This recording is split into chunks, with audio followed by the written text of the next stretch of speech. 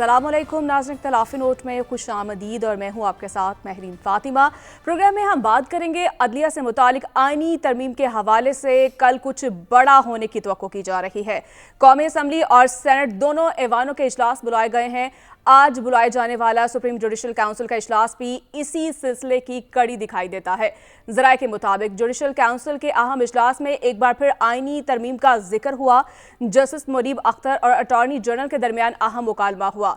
Justice Munib Akhtar ने attorney general से सवाल किया कि गुज़श्ता इजलास में आईनी तरमीम का बताया गया था, मुजव्वज़ा आईनी तरमीम के बारे में बताएं। अटॉर्नी जनरल ने जवाब दिया कि इस सवाल का जवाब वज़ीर कानून दे सकते हैं, जुडिशल कमीशन हुकूमत से ये नहीं पूछ सकता। अटॉर्नी जनरल मंसूर उस्मान अवान के जवाब के बाद जस्टिस मुनीब अख्तर इजलास से उठकर चले गए। दूसरी जानिब आईनी तरमीम का मुसविदा भी सामने नहीं आ सका, जिसके बड़े सवालात जो है वो जन्म ले रहे हैं। वफाकी वज़ीर कानून आज़म नज़ीर तारड़ भी आईनी तरमीम पर वाज़े मौक़िफ़ देने से गुरेज़ा है और ऐसे में मौलाना फजल रहमान साहब वाज़े तौर पर आईनी तरमीम की हिमायत करते नहीं दिखाई देते। जहां 2/3 अक्सरियत के लिए हुकूमत मौलाना फजल रहमान को मनाने की हर मुमकिन कोशिशें कर रही है, JUIFA ने मुजव्वज़ा आईनी तरमीम के हवाले से अपने अराकीन सेनेट को किसी भी किस्म के वोटिंग से फिल वक्त रोक दिया है और ऐसे में हुकूमत के पास नंबर गेम पूरे हैं या नहीं, इसी पर हम आज प्रोग्राम में हम बात करेंगे। और जैसा कि सुप्रीम जुडिशल काउंसिल का इजलास भी हुआ, उसकी अंदरूनी कहानी क्या है, इसी पर हम बात कर लेते हैं। हमें ज्वाइन किया नुमाइंदा दुनिया न्यूज़ हसीब मलिक ने। हसीब, बहुत शुक्रिया आपका। हसीब, क्या देख रहे हैं आपके सुप्रीम जुडिशल काउंसिल का इजलास हुआ और कौन से मामलात हैं जो ज़ेरे गौर आए हैं और किन नकात पर बातचीत हुई है?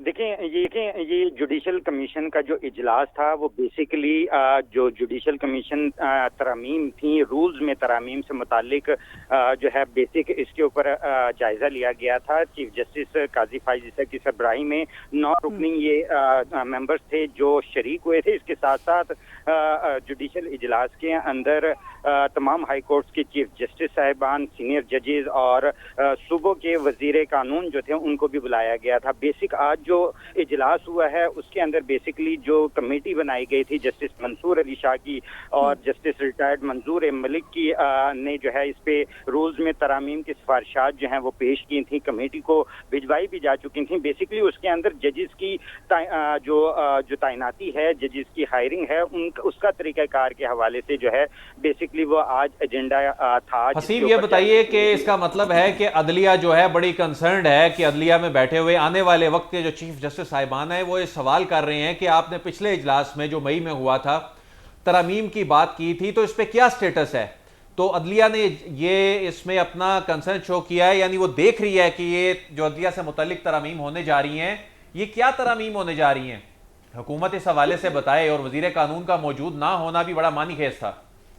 जी बिल्कुल सर, क्योंकि जस्टिस मुनीब जो थे उनकी तरफ से सबसे पहले ही जब इजलास आगाज हुआ 11:30 बजे इसका आगाज हुआ था और तकरीबन 12 बजे जो है ये ज़राए का कहना था कि जस्टिस मुनीब अख्तर जो थे वो इजलास से उठकर चले गए थे। बेसिकली यही था कि उनकी तरफ से अटॉर्नी जनरल से जो है ये सवाल किया गया था, इस्तफसार किया गया था कि गुज़िश्ता जो इजलास हुआ था उसके अंदर आईनी तरमीम के हवाले से जो है जुडिशल कमीशन में बताया गया था, तो उसके ऊपर क्या अपडेट है।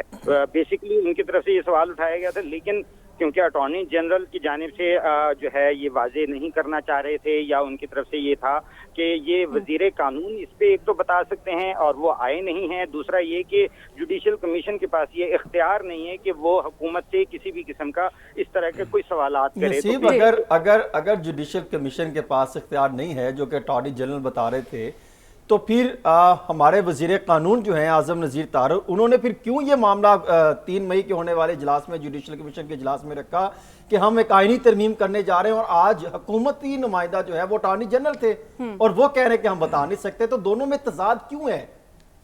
बेसिकली यही चीज़ ज़राए का कहना है कि सामने आ रही है, क्योंकि जो वजीर कानून थे उन्हें अंदाज़ा था, क्योंकि गुज़िश्ता समात के ऊपर जब इजलास हुआ था गुज़िश्ता पे उसके ऊपर ये पॉइंट रखा ज़रूर गया था, लेकिन वो इसके बारे में अपडेट जो है वो नहीं देना चाह रहे थे। और बेसिकली इसका बेहतरीन हल भी उनकी तरफ से यही सोचा गया कि जो है इजलास में शिरकत ना की जाए ताकि इसका जो जवाब है वो ना देना पड़े। तो अटॉर्नी जनरल की हद तक जो है वो पेश हुए और उनकी तरफ से वही हुआ कि इजलास के अंदर जस्टिस मुनीब अख्तर की तरफ से ये पॉइंट उठाया भी गया, लेकिन उसके ऊपर अटॉर्नी जनरल ने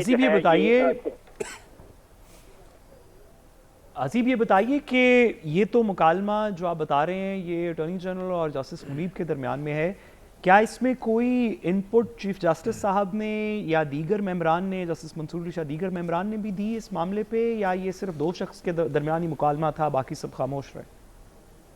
देखिए सर, इन कैमरा था इजलास।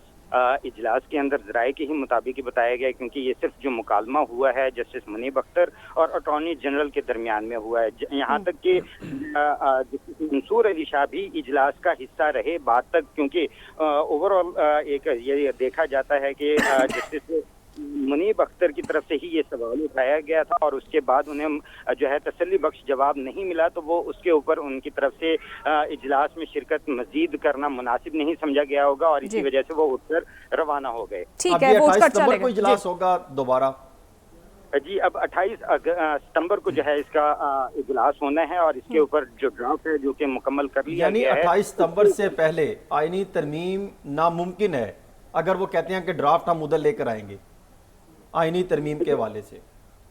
देखिए, आईनी तरमीम तो एक अलग मामला हो जाता है और ये सिर्फ रूल्स की बात हो रही। वो रूल्स के हवाले से तो आज मुतफिका तौर पे सर वो इस पे जो है एक वो कर लिया गया है, आमादगी जाहिर की गई है ज़राए के मुताबिक कि तमाम तर जो मामलात थे, क्योंकि इसमें तमाम चीफ जस्टिस साहिबान जो हाई कोर्ट्स के थे और सीनियर जजेस जो थे और इसी तरह दीगर जो बार काउंसिल के मेंबरान थे उनसे उनकी ओपिनियन ली गई थी इन्हीं तरमीमी रूल्स के ऊपर जुडिशल कमीशन के। तो उसके ऊपर हसीब ये बताइए, देखिए हसीब सॉरी ये बताइए कि जिस तरह आप भी बता रहे हैं, एक तो खालिसतन अंदरूनी मामला है अदालत का कि वो अपने रूल्स को कैसे बनाती है। आइन के अंदर भी इख्तियार है, सुप्रीम कोर्ट के रूल्स हैं 1980 के, कि अपने प्रोसीजर्स को कैसे ठीक करती है। उसके ऊपर तो कुछ एजेंडा आइटम भी पास हुए होंगे, पहले भी उस पर बहुत सा काम हो रहा था, वो तो बड़ी अच्छी बात है। ये जो आइनी तरमीम वाली आपने बात की, क्या इसके कंक्लूजन में कोई ऐसी खबर है कि जो 28 को इजलास होगा उसमें लॉ मिनिस्टर साहब आएंगे, वो मेंबर्स को कुछ बताएंगे इस बारे में, या इस तरह की कोई बात नहीं हुई और हुकूमत ने कहा है कि इस कमीशन का कोई ताल्लुक नहीं है इस बात से? आईनी तरमीम के हवाले से ज़राए के मुताबिक ऐसी कोई बात जो है वो सामने नहीं आई। बेसिकली रूल्स की हद तक आज का जो इजलास था, जो तरमीम की गई है रूल्स के अंदर, उसको जो है बेसिक एजेंडा था और उसी का ही जायजा लिया गया है। 28 सितंबर को अटॉर्नी जनरल समेत जो है वजीर कानून वो भी ज़राए का कहना है कि वो मौजूद होंगे, क्योंकि बेसिकली जो तरमीम है उसके ऊपर मंजूरी होनी है और चीफ जस्टिस ने और तमाम जो मेंबरान हैं जो कि 9 मेंबर्स हैं उनकी मशावरत जो कि होने के बाद इसके ऊपर इसको मंजूर किया जाएगा। तो 28 सितंबर की तारीख है। अब 28 सितंबर को 10:30 बजे तक जो है ये इजलास को मुलतवी किया गया है। बिल्कुल हसीब, बहुत शुक्रिया आपका कि रूल्स पर जो है वो बात हुई है तरमीम में। अदिल साहब, आपकी तरफ आऊँगी। आपने भी जिस तरह से हमें खबर दी कि हुकूमत के पास जो है 2/3 अक्सरियत है, और जबकि ख्वाजा आसिफ साहब भी यही कह रहे हैं कि हमारे पास नंबर गेम जो है हमारे पास पूरी है और कुछ बड़ा होने जा रहा है, लेकिन दूसरी जानिब राना सनौला साहब कह रहे हैं कि अभी जो है आईनी तरमीम पर हतमी फैसला नहीं हुआ है क्योंकि हमारे पास जो है वो नंबर्स पूरे नहीं हैं। तो फिर 2/3 अक्सरियत के लिए दरकार कौमी असम्बली में 224 और सेनेट में 64 अरकान की हिमायत हुकूमत कैसे यकीनी बनाएगी? अच्छा देखें, ये भी इस सवाल का भी जवाब मैं दूंगा, लेकिन वो जो हसीब जो पहले कह रहे थे ना कि ये रूल मेकिंग हो रही है, ये कमेटी जो जुडिशल कमीशन का जो इजलास है, ये बिल्कुल एक मुख्तलिफ मामला है। जो आइन साजी होनी है उसमें इस कमेटी को या इस कमीशन को एतमाद में लेना ना तो कोई ज़रूरी है। मई का जो इजलास है उस वक्त एक डिफरेंट सिचुएशन थी, उन्होंने अदलिया को एक मामले पे आगाह किया था। आज वजीर कानून का ना आना बता रहा है कि ये बुनियादी तौर पे हुकूमत जिसने अपने पत्ते सीने से लगाए हुए हैं वो इस मामले पे इसको एग्जीक्यूट करने के बाद ये मामलात जो हैं वो सामने लेके आएगी। उससे पहले نہیں لے کے آئے گی. اچھا اب یہ بڑی دلچسپ صورتحال ہے. خواجہ آصف صاحب کہہ رہے ہیں کہ آئینی ترمیم جو ہے ہم وہ کل ہی کرنے جا رہے ہیں, مسودہ پیش کر دیں گے. اسحاق ڈار صاحب کہہ رہے ہیں مجھے معلوم نہیں ہے. وزیر قانون صاحب ایک تو جوڈیشل کمیشن کے اجلاس میں پیش نہیں ہو رہے, دوسرا صحافی کے سوال پہ وہ سر ہلا کے نفی میں سر ہلا رہے ہیں, اور کئی یو ٹرنز لے چکے ہیں. لیکن اصل معاملہ یہ ہے کہ دیکھیں نہ صرف نمبر گیم پوری ہو چکی ہے جو کہ یہ سب کچھ ہو رہا ہے, کیا یہ نمبر گیم پورے ہوئے بغیر یہ اراکین کو اسلام آباد میں بٹھایا ہوا ہے. مسئلہ کہاں پہ آیا ہے؟ مولانا کے بغیر تو یہ نمبر ہو نہیں سکتا. ہم نے آخری پروگرام میں بھی بتایا تھا. قومی اسمبلی میں کسی حد تک ہو سکتا ہے, یعنی جو آزاد اراکین ہیں ان کو ملا کے, لیکن سینٹ میں تو بالکل نہیں ہو سکتا. سینٹ میں تو 59 اراکین ہیں حکومتی اتحاد کے بعد, جو پاکستان پیپلز پارٹی کے 24 ہیں, پی ایم ایل این کے 19 ہیں, انڈیپینڈنٹ 4 ہیں, ایم کیو ایم کے 3 ہیں, نیشنل پارٹی کا 1 ہے, اے این پی کے 3 ہیں, باپ کے 5 ہیں. یہ بنتا ہے نمبر 59. 5 جو مولانا کے اراکین کو شامل کیا جائے وہ بنتا ہے 64. مولانا نے جو اس وقت تک مولانا نے پرنسپلی اگری اس حد تک کیا ہے کہ جو آئینی ترامیم کا پیکج ہے, لیکن جو اصولی موقف جس کو وہ سپورٹ کرتے ہیں وہ ہوگا تو ہم ووٹ دیں گے. وہ کیا ہے یہ آپ کے ساتھ خبر شیئر کر دیتے ہیں. وہ کہہ رہے ہیں 179 کو نہ چھیڑیں. مولانا یہ کہہ رہے ہیں کہ ججز کو ایکسٹینشن نہ دیں, بلکہ وہ کہہ رہے ہیں ایکسٹینشن کی جو ریت ہے اس کو ختم ہونا چاہیے جو کسی بھی لیول پہ ہو. وہ یہ کہہ رہے ہیں کہ 175A3 میں ترمیم کر لیں. 175A3 میں جب آپ ترمیم کریں گے تو اس سے کیا ہوگا, ایک پینل جو ہے وہ حکومت کے سامنے ہوگا, اور اس میں سے وہ کسی کو بھی چیف جسٹس آف پاکستان مقرر کر لیں. حکومت یہ چاہتی ہے کہ نہ صرف توسیع کی جائے ججز کی ریٹائرمنٹ کی عمر میں, بلکہ 175A3 میں حکومت کرنے کے لیے ان دونوں آرٹیکل کی بات کری ہے. مولانا کا صرف معاملہ, کل انہوں نے یہ کنسرن جو ہے فلور آف دی ہاؤس پہ بھی انہوں نے یہ بات کر دی, اور وہ ویسے بھی اب بات کر رہے ہیں. لیکن آج مولانا نے اب سے کچھ دیر پہلے کیا بات کی؟ مولانا یہ کہہ رہے ہیں کہ جو ہمارا بتایا ہوا جو تجاویز ہیں ان کے مطابق آپ چلیں گے تو ہم اس کو سپورٹ کریں گے. اور اس میں ہمیں ذرائع نے یہی بتایا ہے کہ وہ 179 آرٹیکل جو 3 سال کی ایکسٹینشن کی جس میں بات کی جا رہی ہے, اس کی بجائے یعنی 65 سے 68 کی بجائے وہ کہہ رہے ہیں ججز کا پینل لے آئیں, سینئر موسٹ والی شک اس میں سے نکال دیں, جس طرح ہائی کورٹ کے ججز کا تقرر ہوتا ہے وہ کر دیں. اور اس وقت کی جو سچویشن ہے اسلام آباد میں, تمام اراکین جو ہیں وہ موجود ہیں. مولانا جو ہیں وہ, اچھا ایسا نہیں ہے ضروری کہ کل اگر پیش ہو جاتا ہے تو کل ہی اس میں ووٹنگ بھی کرا لی جائے. بہرحال اس میں اب حکومت نے, ہماری جو کچھ وزراء سے بات ہوئی وہ یہ تو نہیں بتا رہے جو وزراء ہیں ہم کس آرٹیکل میں کرنے جا رہے ہیں, جو لیکن جہاں ڈرافٹنگ ہو رہی ہے ہمارے ذرائع نے بتایا کہ ہم نے 175A3 اور 179 دونوں ڈرافٹ جو ہیں وہ تیار کیے ہوئے ہیں. مولانا کہہ رہے ہیں کہ اس میں سے صرف ایک آرٹیکل کی میں سپورٹ کروں گا. معاملہ صرف یہاں پہ رکا ہوا ہے. قومی اسمبلی کی بات کریں تو قومی اسمبلی میں 111 جو ہیں نمبر وہ ہے پی ایم ایل این کے پاس, 68 کا نمبر ہے پاکستان پیپلز پارٹی کے پاس, ایم کیو ایم کے پاس 22 ہیں, پی ایم ایل کیو کے پاس 5 ہیں, آئی پی پی کے پاس 4 ہیں, باپ, این پی اور پی ایم ایل زیڈ کے پاس 1 ہے. تو یہ بنتے ہیں تقریباً 213 اراکین بن جاتے ہیں. ان کو 224 چاہیے, مولانا کے 8 لوگ مل جائیں اس میں تو یہ 221 بن جاتا ہے, 3 آزاد اراکین. بلکہ میری اطلاع کے مطابق قومی اسمبلی میں جو نمبر ہے وہ 224 سے کہیں تجاوز کر چکا ہے. مسئلہ صرف سینٹ آف پاکستان میں ہے. سینٹ آف پاکستان میں اصل رکاوٹ ہے جس کی وجہ سے مولانا کی بات ماننی پڑ رہی ہے. اور مولانا فضل الرحمان جو ہیں وہ اس حوالے سے کہہ رہے ہیں کہ جی میں 200 جو آئین کا آرٹیکل 175 ہے 175 وہ میں اس کے معاملے پہ سپورٹ کروں گا. باقی جو معاملات ہیں اس پہ جو سپورٹ ہے میں وہ نہیں کروں گا. 179 والا جو معاملہ ہے اس پہ سپورٹ نہیں کروں گا. بہرحال لائکلی ہے کہ اگلے چند گھنٹوں میں یہ ترمیم جو ہے وہ پیش ہو سکتی ہے. حسن صاحب آپ کی طرف آؤں گی. جس طرح سے عدیل صاحب بھی بتا رہے ہیں کہ مولانا صاحب ایک طرف تو وہ کہہ رہے ہیں کہ وہ کسی قسم کی آئینی ترمیم کا جو وہ ساتھ نہیں دیں گے, وہ اپوزیشن کے ساتھ ہیں, اپوزیشن کے ساتھ ہی رہیں گے. پھر انہوں نے اپنی جو شرائط ہیں وہ بھی سامنے رکھ دی ایسے میں, ٹھیک ہے. اور حکومت خاص طور پر قومی اسمبلی میں تو 2/3 اکثریت مل گئی, ہو جائے گا ارینج جس طرح سے عدیل صاحب بتا رہے ہیں. لیکن سینٹ میں کیا اب حکومت اس کے لیے جو ہے کیا حکومت کی تیاری ہے اور کیا پوزیشن آپ دیکھ رہے ہیں؟ میرے خیال میں جس طرح عدیل صاحب بتا رہے ہیں کہ حکومت ایک طرف تو تیاری ہے, میرے خیال میں سینٹ میں بھی ان کی بھرپور تیاری ہے.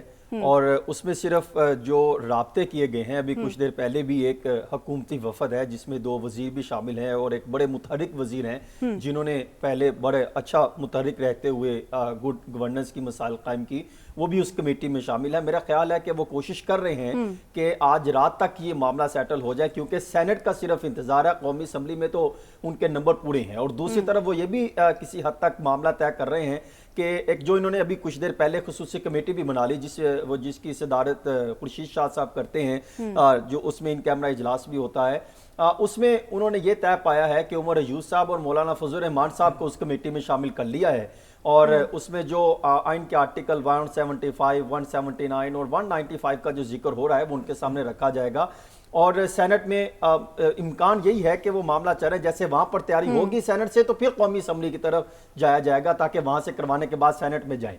اور جو چند ایک طریق انصاف کے جو افراد ہیں جو کچھ آزاد جیتے تھے، جس میں کچھ ہم یہ کہہ سکتے ہیں این اے 107 ریاض خان فتیانہ صاحب، اور این اے 74 محمد اسلم گھمن، این اے 68 حاجی امتیاز احمد چودھری، این اے 78 محمد مبین عارف، این اے 146 ظہور حسین قریشی سمیت دیگر کچھ افراد ہیں۔ اب مبینہ طور پہ یہ اطلاعات سامنے آ رہی ہیں کہ شاید یہ جو ہے وہ حکومتی دھرے کے ساتھ کھڑے ہو سکتے ہیں، لیکن جب میں نے ان کے جو عزیز و اقارب ہیں ان سے رابطہ کیا تو ان کا یہ کہنا ہے کہ نہیں، وہ تو اپنے جماعت کے ساتھ کریں، اگر آزاد ہے تو وہ تو ان کے ساتھ کریں ہیں، ہم کسی صورت ادھر نہیں جا سکتے۔ لیکن حکومتی حلقوں سے یہ اطلاعات آ رہی ہیں، کیونکہ آپ دیکھیں کئی عرصے سے یہ منظر عام سے غائب بھی ہیں، بالکل پیپلز پارٹی بھی تو دعویٰ کر رہی ہے نا، پاکستان تحریک انصاف کے کچھ رہنماؤں سے ان کی ملاقات، بالکل ایسا ہی ہے۔ یہ میری پاکستان پیپلز پارٹی کے بھی کچھ سینئر رہنماؤں سے بات چیت ہوئی، مسلم لیگ نون کے بھی، اور کچھ وفاقی کیبنٹ کے جو حصہ ہیں ان سے بھی بات ہوئی، تو وہ بھی یہ دعویٰ کر رہے ہیں کہ ہمارے کسی حد تک نمبر پورے ہیں، لیکن صرف ایک مسئلہ سینٹ کا آ رہا ہے اور وہ بھی 3 نمبر کا ہے۔ ان کا خیال ہے کہ وہ بھی امید ہے طے پا جائے گا۔ رہی بات مولانا فضل الرحمان صاحب کی، تو مولانا فضل الرحمان وہ ایک کہتے ہیں نا کہ ایک جملہ جو ہم نے سنا ہوگا کہ نیشنل انٹرسٹ کو سامنے رکھتے ہوئے ہم یہ فیصلہ کرتے ہیں، تو میرے خیال میں وہ ضروری ہے اس کو مد نظر رکھتے ہوئے وہ کوئی فیصلہ حکومت کے حق میں پلڑے میں اپنے ووٹ ڈالنے کے لیے آمادگی کا اظہار کر دیں گے، کیونکہ انہوں نے 2-3 جگہوں پہ کنفرمیشن دی ہے، اور آج بھی جب ان کا بیان دیکھا جائے تو جو بات چل رہی تھی، تو میں نے جب ان کے سینئر رہنماؤں سے بھی بات کی، جمعیت علماء اسلام سے، تو وہ کہتے ہیں کہ انہوں نے یہ کہیں بات نہیں کی کہ ہم آئینی ترمیم کے مخالف جائیں گے۔ وہ یہ کہتے ہیں ہم نے کہا کہ آئینی ترمیم کے حوالے سے یا آئینی جو ایکسٹینشن کے حوالے سے جو ہمارا پوائنٹ آف ویو ہے، ہم اس کے خلاف جو ہے وہ کرے ہیں، یعنی وہ ایکسٹینشن کسی بھی جماعت کا ساتھ نہیں دیں گے، ایکسٹینشن کی مخالفت کریں، اور دوسری طرف وہ کہہ رہے ہیں کہ ہم اگر آئینی کوئی ترمیم ایسی ہوتی ہے جس میں عمر کی حد تک، جو کہ میں ابھی آپ کے سامنے کچھ رکھتا ہوں کہ جو آئینی کا مسودہ تیار کرتے جو انہوں نے شیئر کیا تھا اس سے چند روز قبل، وہ جو میرے تک پہنچا ہے، کہ جس میں انہوں نے بتایا کہ آئین کے آرٹیکل 179 اور 195 میں ترمیم کا ہے، اور پھر 175 کو لگ رکھا ہے کہ اعلیٰ عدلیہ کے چیف جسٹس صاحبان کی تعیناتی 3 سال کے لیے ہوگی، اور تمام سرکاری ملازمین کی ریٹائرمنٹ کی جو بلائی عمر ہے اس میں جو ہے وہ اضافے کا جو ہے وہ فیصلہ زیر غور ہے۔ اسی طرح سرکاری ملازمین کی جو ریٹائرمنٹ ہے وہ بھی بڑھانے کے حوالے سے جو ہے وہ تجاویز سامنے رکھی گئی ہیں۔ پھر اسی طرح جو مجوزہ ترمیم سے اعلیٰ عدلیہ کے ججز کی بلائی حد بھی بڑھ جائے گی، اور یوں اگر دیکھا جائے تو سول سرونٹس کی نئی تقرری پر جو ہے وہ لگ بھگ 6 سال تک پابندی عائد کی جائے گی۔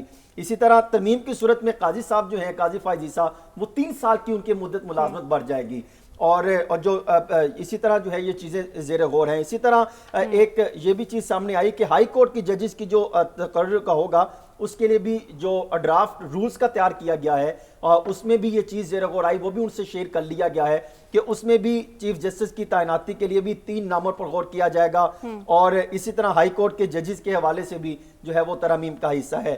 مسئلہ یہ ہے کہ جوڈیشل کمیشن کا جب اجلاس ہوا تھا، جب رولز بنے تھے وہ تو 2010 میں بنے تھے جب چیف جسٹس افتخار چودھری صاحب تھے، اس کے بعد ہر چیف جسٹس صاحب آئے، انہوں نے کہا جی اس میں ترامیم ہونی چاہیے، اختیار ختم ہونے چاہیے، اور پھر معاملہ بڑھتا چلا گیا، کئی چیف جسٹس صاحبان آئے، انہوں نے کہا کہ اس میں واقعی ہم ترامیم کریں گے، کرتا کرتا معاملات یہاں تک پہنچا، اور اس کے لیے کمیٹی بنی۔ بالکل عطاط صاحب یہ بھی تو کہہ رہے ہیں نا کہ یہ توسیع صرف ایک ادارے کے لیے نہیں ہے، خاص طور پہ یہ تمام اداروں کے لیے، تو اس میں دیکھیں اگر آپ اس بیان کو دیکھیں تو اس میں پھر ایک شخصیت نہیں آتی، اس میں کئی شخصیات آتی ہیں جن کی مدت ملازمت میں اضافہ آٹومیٹکلی ہو جائے گا، اور پھر اب یہ کہنا کہ ایک شخص 3 سال کے لیے رہے گا، وہ پھر مزید آپ اس کے چلے جائیں کہ اگر ریٹائرمنٹ 65 ہے تو وہ 68 ہے، اگر 62 سے 65 جا سکتا ہے، اور اس کی مدت ملازمت بڑھ جائے گی، اور یہ آج سے نہیں ہے۔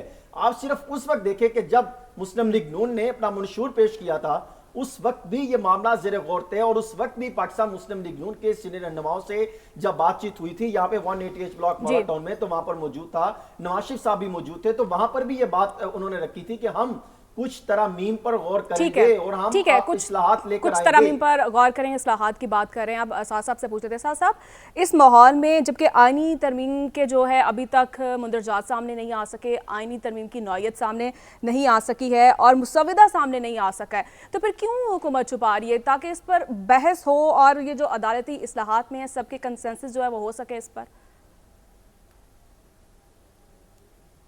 دیکھیے، ہونا تو یہی چاہیے جو ابھی آپ نے فرمایا کہ اگر کوئی بھی ملک، کوئی بھی ریاست، کوئی بھی جمہوریت اپنے آئین کو تبدیل کرنا چاہتی ہے، ایک ریگولر قانون سازی نہیں، اپنے آئین اس بیسک مسودے کو جس کے تحت یہ ریاست کانسٹیٹیوٹ ہوئی ہے، جس کے تحت آپ کے میرے بنیادی حقوق ہیں، جس کے تحت ہم یہ بات کر رہے ہیں، جس کے تحت عدالتیں بنی ہوئی ہیں، جس کے تحت ادارے بنے ہوئے ہیں، جو آئین پارلیمان کو کریٹ کرتا ہے، جو آئین دیگر انسٹیٹیوشنز کو کریٹ کرتا ہے، اگر اس آئین کے اندر کوئی ترمیم کرنی ہو کسی بھی پولیٹیکل پارٹی نے کسی بھی وقت تو ہونا تو یہ چاہیے کہ اس کی اوپن ڈیبیٹ ہو، اس کے اوپر تمام قوم کے لوگ، مختلف مسالک کے لوگ، مختلف صوبوں کے لوگ، مختلف زبانوں کے لوگ، مختلف پولیٹیکل آئیڈیالوجیز کے لوگ، مختلف انسٹیٹیوشنز، تمام لوگ اس کے اوپر اپنی کچھ فیڈ بیک دیں، اپنا کچھ انپٹ دیں۔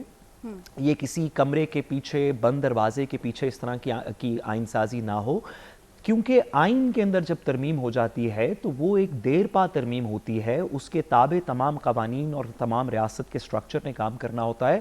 تو جس طرح آپ نے فرمایا، یہ بات تو یہی درست ہے کہ آئین میں ترمیم کرنے سے پہلے ایک نیشنل ڈیبیٹ ہو جس میں تمام پولیٹیکل پارٹیز بھی شامل ہوں، اور پولیٹیکل پارٹیز کے علاوہ عوام جو کہ ٹیلی ویژن میڈیا، اخبار، digital media, school, colleges, seminars, دیگر چیزوں کے اندر اپنی رائے فارم کرتی ہے، اس کو بھی اس کا حصہ ملے۔ لیکن یہاں پہ بڑی انفارچونیٹ سی بات ہے، اور یہ کوئی سیاسی بات نہیں، کوئی بھی پولیٹیکل پارٹی ہو، اگر کل کو پی ٹی آئی آ کے اس طرح کی آئینی ترمیم کر رہی ہو، تب بھی ہمیں تنقید کرنی چاہیے کہ آئین کی ترمیم ایک دفعہ اچھی پوری طرح ڈسکس ہو، پھر اس کے اندر چینجز کیے جائیں۔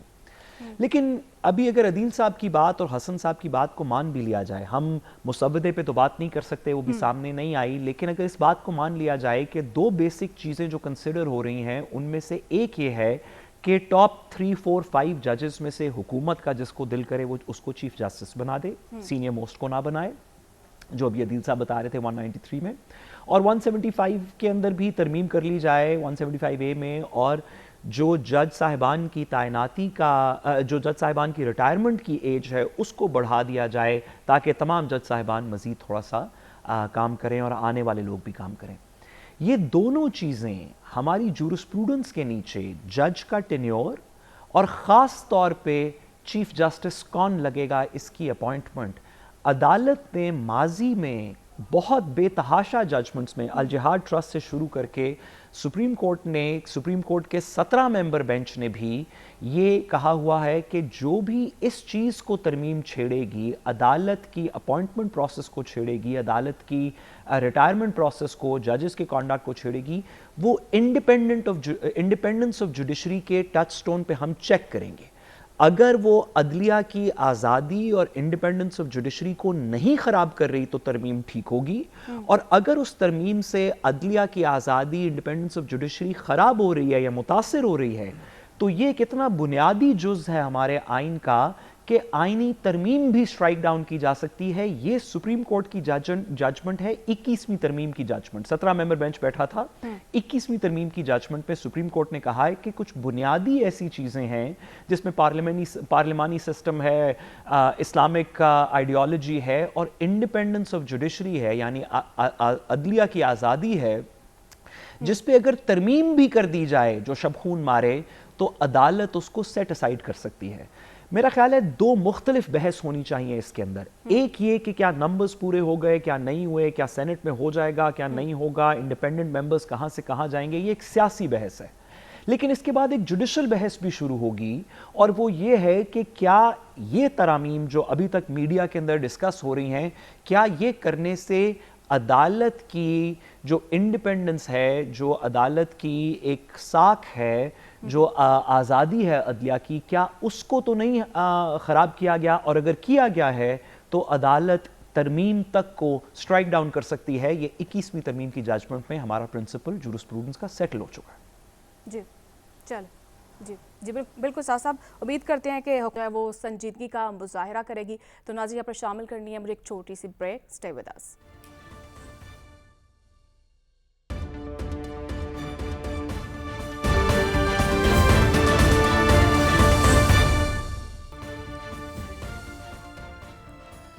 ویلکم بیک ناظرین. بات کریں گے وزیر اعظم شہباز شریف صاحب کہہ رہے ہیں کہ اب حالات کو بدلنا ہوگا اور ملک کو مشکلات سے نکالنا ہوگا. مہنگائی کی شرح میں کمی بھی ہوئی ہے اور انہوں نے ساتھ ساتھ یہ بھی کہا کہ زرعی اجناس کی برآمدات میں بھی اضافہ ہوا ہے. عادل صاحب آپ کی طرف آؤں گی. جس طرح سے سب اچھے کی رپورٹ جس طرح سے دی جا رہی ہے, آپ کو بھی کیا لگتا ہے کہ مثبت معاشی اشاریے عوام کے لیے ریلیف کا باعث کب بنیں گے؟ دیکھیں گزشتہ چند گھنٹوں میں 8 ایسی پازیٹیو ڈیولپمنٹس تو نظر آئی ہیں اور یقیناً یہ عوام پہ اس کا امپیکٹ بھی آ بھی رہا ہے. لیکن جتنے مشکل حالات ہماری عوام نے فیس کیے ہیں اور جس طرح سے یہ گزارا کیا ہے یہ واقعی بہت مشکل تھا. لیکن ایک قوم کی طرح سب نے اس کو فیس کیا اور اس کے بعد اب اچھی چیزیں گزشتہ چند گھنٹوں میں کون سی 8 چیزیں مختصراً میں بتا دیتا ہوں. مثال کے طور پہ 3 سال بعد جو مہنگائی سنگل ڈیجٹ میں آئی اور کل کے اعداد و شمار تھے کہ 2 مہینے کی میں یہ مہنگائی مسلسل کم ہو رہی ہے. اچھا دوسرا جو کل مانیٹری پالیسی آئی اس میں شرح سود جو ہے یہ 17.5% مقرر کر دی گئی اور یہ مانیٹری پالیسی جو آئی ہے اس میں مہنگائی کا کم ہونا ایک بڑی ریزن ہے جس کا امپیکٹ آیا ہے. پھر زر مبادلہ کے جو ذخائر ہیں یہ 6 ستمبر تک کا جو اعداد و شمار آئے ہیں اس میں ان میں اضافہ ہوا ہے اور یہ بڑھ کے 14.79 ارب ڈالرز تک پہنچ گئے ہیں. یہ ایک پازیٹیو ڈیولپمنٹ ہے. یعنی ڈالر جو ہے یہ بغیر انجیکٹ کیے ایک تو سٹیبل تھا لیکن اس میں کئی پیسے چند پیسے اس میں کمی بھی ہوئی ہے انہی چند گھنٹوں میں. سٹاک مارکیٹ کا رجحان دیکھیں. اس کے علاوہ جو سب سے بڑی خبر آئی ہے جو کہا جا رہا تھا جی کہ ایگزیکٹو بورڈ کی تاریخ آ گئی, پاکستان کا نام نہیں ہے, IMF کی جانب سے گرین سگنل دے دیا گیا ہے جو معیشت کے لیے بڑی خوشخبری ہے. لیکن ہمیں اس طرح یہ IMF پہ تو نہیں بیٹھے رہنا, ایک طویل مدتی پالیسیز یقیناً بنانی ہے اور اس میں ساری صورتحال میں عسکری قیادت کا کردار بہت اہم ہے. ان کی جو پالیسیاں ہیں ان کا بڑا پازیٹیو امپیکٹ جو آیا ہے. لیکن جو خبر دیتا چلوں اپنے ناظرین کو کہ جو پیٹرول کی قیمت ہے, پیٹرول کی قیمت میں بھی اب کمی ہونے جا رہی ہے اور بڑی کمی ذرائع نے بتایا ہونے جا رہی ہے. 13 روپے تک کی ورکنگ جو ہے وہ کر لی گئی ہے. لیکن دیکھنا ہوگا کہ جو IMF کی کنڈیشنز ہیں اور جو ٹیکسز کا لیوی کا جو معاملہ ہے اور اس کے بعد کتنا ریلیف جو ہے وہ عوام کو منتقل کرنا ہے. لیکن اس دفعہ جو پیٹرول کی قیمت میں جو کمی ہے وہ بظاہر معلوم ہوتا ہے کہ خاطر خواہ کمی ہونے جا رہی ہے. پھر دوسرے ایک اور خوشخبری عالمی سطح پہ بھی ہے کہ جو تیل کی قیمتیں اور غذائی اجناس کی جو قیمتیں ہیں اس میں کمی آ رہی ہے. اس کا امپیکٹ یقیناً پاکستان کے اوپر آئے گا, اس کی معیشت پہ آئے گا, مہنگائی کے اوپر آئے گا. تو ایسا معلوم ہوتا ہے اگر انرجی کرائسس پہ حکومت قابو پانے میں کردار ادا کر لے, جو انہوں نے ٹاسک فورس بنائی ہے IPPs کے ساتھ معاملات سیٹل ہوتے ہیں, اس میں ٹائم لگے گا. اس وقت انرجی کا بحران ایک بڑا بحران ہے, عوام اس سے سفر کر رہے ہیں. لیکن یہ 8 خوشخبریاں اس وقت ایک مایوسی کے ماحول میں اور ایک ایسے وقت میں جب ہر روز کہا جاتا تھا پاکستان ڈیفالٹ خدا نخواستہ کر جائے گا, ایسے میں یہ ہم اپنے ناظرین کو بتا رہے ہیں کہ صورتحال اتنی بری بھی نہیں تھی. ایک انسرٹینٹی ضرور ہے, اس میں ہمارے سیاستدانوں کا کردار ضرور ہے, لیکن اس میں کچھ پازیٹیو ڈیولپمنٹس بھی ہیں.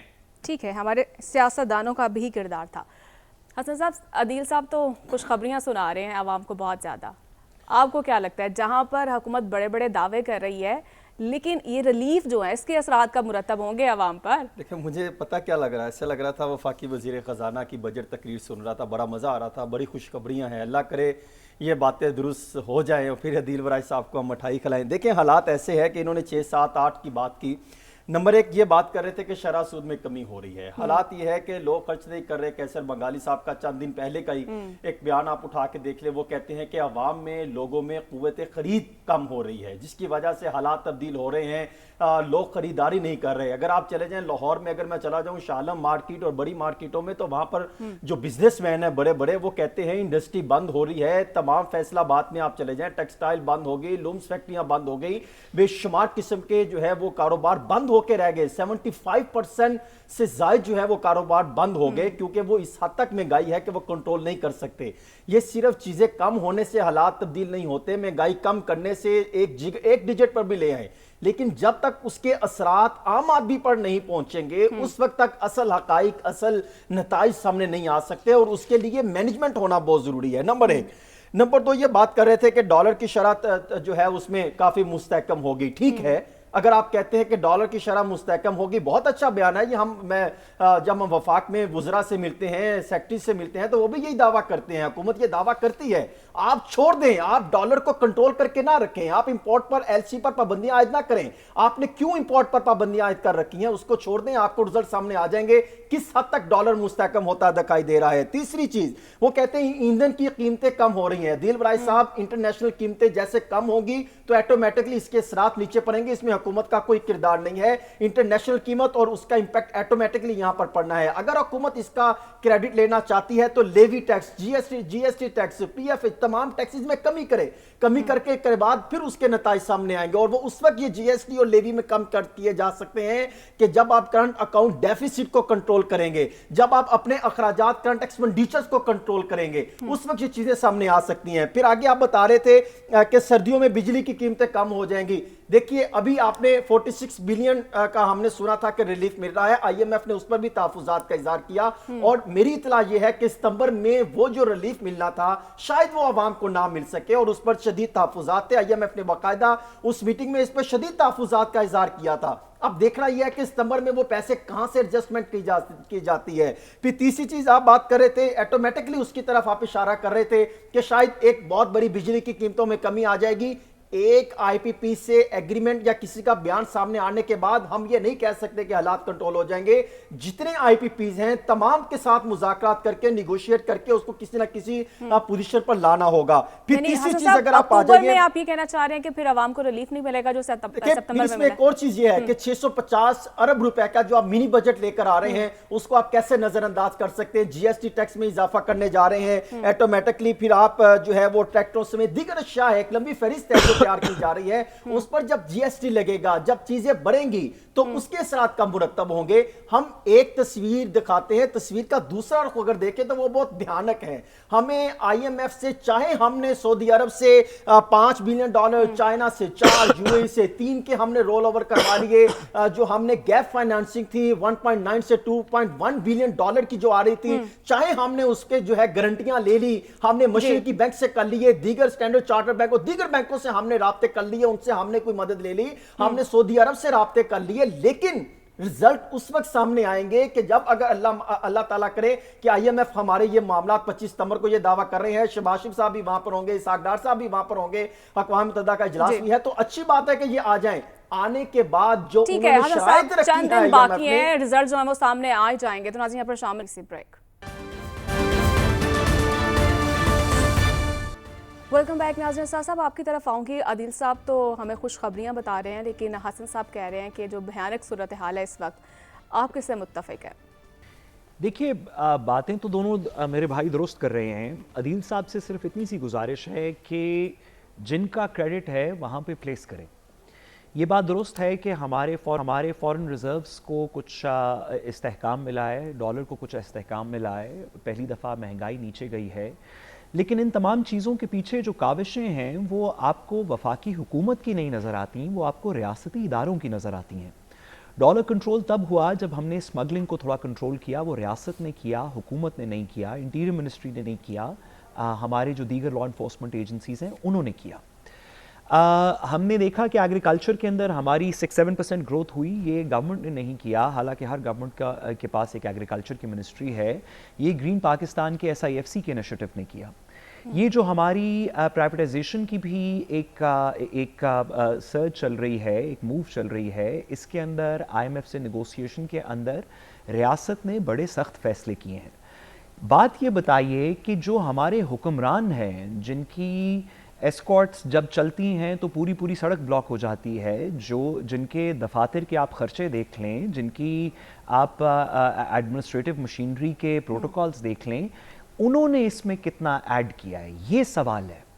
اگر ریاست نے خود ہی اکانومی کو بھی کچھ بہتر کرنا ہے، سیکیورٹی کو بھی کچھ بہتر کرنا ہے، فارن ریزروز کو بھی کرنا ہے، انٹرنیشنل انویسٹمنٹ کو بھی کرنا ہے، ڈالر پرائسنگ کو بھی کرنا ہے، آئی پی پیز کو بھی کرنا ہے، آئی ایم ایف کو بھی کرنا ہے، تو جو ہمارا اتنا بڑا فیڈرل گورنمنٹ کا ڈھانچہ ہے وہ کیا کر رہا ہے؟ کیا وہ صرف ایکسپینڈیچر کے لیے ہے، یا وہ بھی کوئی اس کے اندر لیڈ رول لے گا کہ چلیے باقی چیزیں شاید ہم نہیں کر سکتے تو ہم کل سے ایسے کرتے ہیں کہ ایف بی آر کے ریفارمز ایک دفعہ باقی چیزیں چھوڑ کے اگلے 2 مہینے کے اندر پورے کر دیتے ہیں، 3 مہینے میں پورے کر دیتے ہیں، یا ہم کوئی اپنی گورنمنٹ کی جو انٹرنل ایفیشنسی ہے اس کی رپورٹ پہ عمل درآمد کر لیتے ہیں۔ وفاقی حکومت ریاست کی اس ایفرٹ میں کیا ایڈ کر رہی ہے، یہ اصل سوال ہے۔ ریاست پاکستان نے تو ان اینی کیس پاکستان کی اکانومی کی اور دیگر اسٹیبلٹی کے لیے کام کرنا ہے، ریاست کا وجود اس کے اوپر ڈیپینڈنٹ ہے، ریاست کی اس کے اندر ایفرٹ ڈیپینڈنٹ ہے، اس کے اندر سیاست اپنا حصہ کتنا ڈال رہی ہے، یہ ہمارا سیاسی کویسچن ہے۔ تو میرا خیال ہے کہ دین صاحب نے درست کہا کہ کچھ انڈیکیٹرز تو بہتر ہوئے، لیکن میں حسن صاحب سے ایگری کرتا ہوں کہ اس کے اندر گورنمنٹ کی کاوشیں کم اور ریاست کی زیادہ لگتی ہیں۔ جی، ریاست کی زیادہ لگتی ہے، بالکل صاحب آپ کا پوائنٹ آتے ہیں۔ پروگرام کا جو وقت ہے وہ بھی ختم ہوا چاہتا ہے، مجھے اجازت دیجیے، کل پھر آپ سے ملاقات ہوگی، اللہ نے کے بعد۔